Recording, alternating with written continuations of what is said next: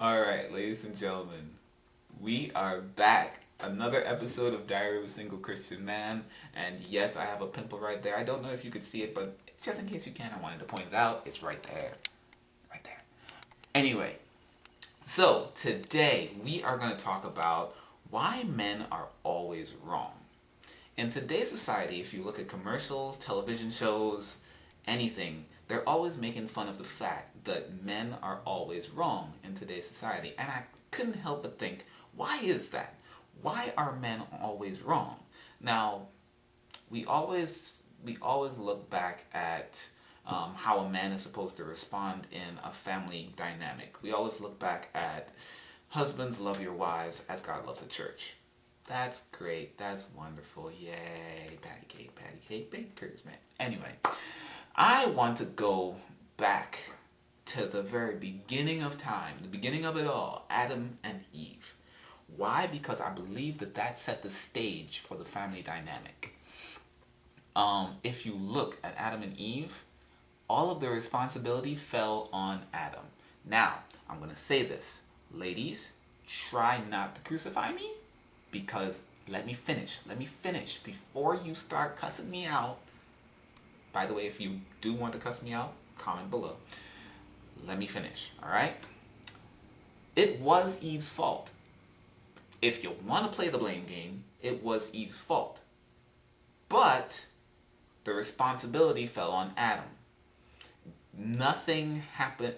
We were all good. We would still be naked right now if it wasn't for Adam eating the fruit, because the instruction as to not eat the fruit was given to Adam, not Eve.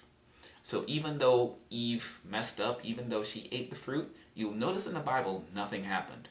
When Adam ate the fruit, that's when it all fell. We see examples of this kind of dynamic all throughout the Bible, and even throughout our very own lives. Historically speaking, behind every great man is a great woman. This is true. This is why, men, you need to be careful who you associate with, because all throughout the Bible, it works both ways. Every great success that happens is usually because a woman is in the background supporting her man. But also, behind every great failure, there's usually a woman involved too. Samson and Delilah, David, Adam and Eve. All of these are great examples as to be careful who you associate with. Be careful who you let in your sphere, because, fellas, sometimes these ladies can be detrimental. But when you find a good supportive woman who is not going to take your BS and is going to pull you up, that's a woman you want to be with, because she's going to lead you to great things. Okay? So that's why I believe that men are always wrong, because all the responsibility falls on the man. And on top of that responsibility, we also have the burdens. We men have a lot of burdens as well. We have to be the provider. We have to be the emotional donkey. We have to be dad. We have to be co-workers, boss, whatever. Too many times we see examples of men working 13, 14-hour shift jobs just to put food on the table, and then have to come home to a disorderly house, kids screaming, and then we have to come home and we see our wives.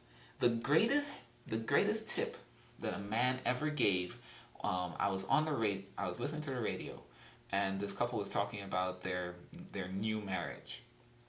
And the husband was talking about the fact that when he's driving home, he actually made a point, a halfway mark on his way home, where every time he got to that mark, he said he intentionally switched from co-worker, boss, CEO, whatever it was that he was, to husband and father.